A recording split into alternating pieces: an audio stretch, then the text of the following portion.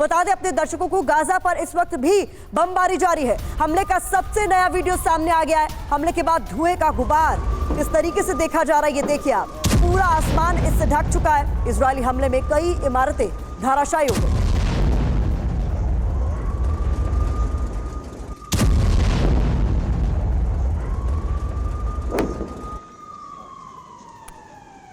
और एक और बड़ी खबर इस बीच सामने आ रही है, जहां गाजा पर अब तक का सबसे बड़ा हमला हुआ है। बता दें 100 फाइटर जेट से हमास पर बमबारी की गई है। ये तस्वीरें आप देखिए, गाजा पर इजरायल की भीषण बमबारी से जुड़ी हुई ये तस्वीरें। इजरायली वायुसेना और नौसेना का जोरदार हमला। गाजा पट्टी में हमास के कई ठिकानों को नेस्तनाबूद कर दिया गया।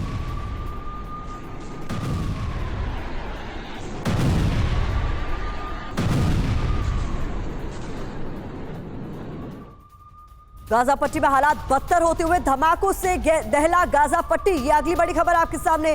Car garage network great, claim cover great, price wait वाह, प्राइस भी great. Tata AIG car insurance, trusted नाम, फैंटास्टिक नाम। इजरायली एयर स्ट्राइक से हमास सहम उठा है। गाजा के पावर सप्लाई स्टेशन पर भी निशाना साधा गया है। अंधेरे में डूबा नजर आया गाजा पट्टी का एक बड़ा इलाका।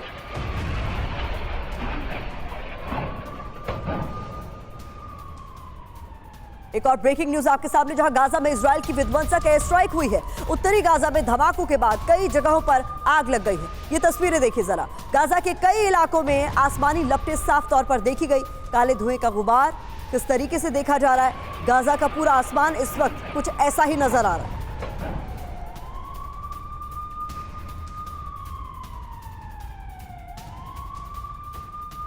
और एक और बड़ी खबर इस बीच सामने आ रही है, गाजा पट्टी में इजरायल की घातक बमबारी को लेकर। बता दें आपको, उत्तरी गाजा के कई इलाकों में विध्वंसक हमले हुए हैं, जहां बीट हनौन से खबर आ रही है कि हमास के ठिकानों पर बम गिराए गए हैं।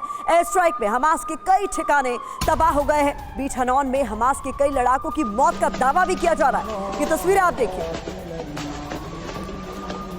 तो गाजा में इजरायल की बमबारी के बाद किस तरीके के हालात हैं, ये तस्वीरें बता रही हैं। हमास के कई ठिकानों को टारगेट किया गया, यहाँ बम बरसाए गए हैं और उसके बाद ये पूरा इलाका खंडहर में तब्दील हो चुका है।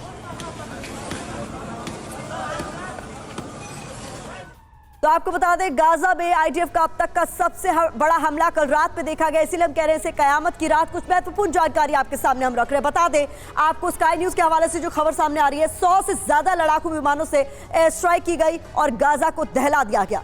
उत्तरी गाजा के शहरों में ताबड़तोड़ हवाई हमले किए गए IDF द्वारा। इसके अलावा खबर और क्या सामने आ रही है, ये भी जानकारी आपके सामने। हर तरफ से धमाकों की आवाज इस पूरे इलाके में सुनाई दे रही थी, क्योंकि ये इतने बड़े स्तर पर किया गया हमला था। हवाई हमलों में दर्जनों जगह आग लग गई और ऐसी तस्वीरें भी लगातार सामने आ रही है। बड़ी संख्या में मौत और घायल, ये भी खबर सामने आ रही है कि कई मौतें हुई हैं, कई लोग घायल हुए हैं। बड़ी तादाद में बिजली गायब हो गई है, इंटरनेट सेवाएं बंद हो गई है, प्रभावित हुई है इस हमले के बाद। अस्पतालों में सुविधाएं पूरी तरीके से ठप नजर आ रही है, क्योंकि इतने बड़े स्तर पर हमला किया गया। घायलों को निकालना इस वक्त मुश्किल नजर आ रहा है, जिस तरीके के हालात ग्राउंड जीरो पर इस वक्त बने हुए हैं। तो ये हम आपको पूरी डिटेल्स इस पूरे हमले को लेकर दे रहे हैं और बता रहे हैं किस तरीके के हालात है। सुमित, हमारे डिफेंस एडिटर, चूंकि खुद ग्राउंड जीरो से होकर लौटे। सुमित, सबसे पहले आपसे समझना चाहूंगी कि जितना बड़ा हमला कल रात हुआ, क्या इसके आगे कुछ और बड़े हमले होने वाले हैं, क्योंकि कल के हमले से बहुत बड़े स्तर पर नुकसान की खबरें सामने आ रही हैं। देखिए, अब आप लगातार ऐसे हमले देखते रहेंगे, क्योंकि हर हमला लगातार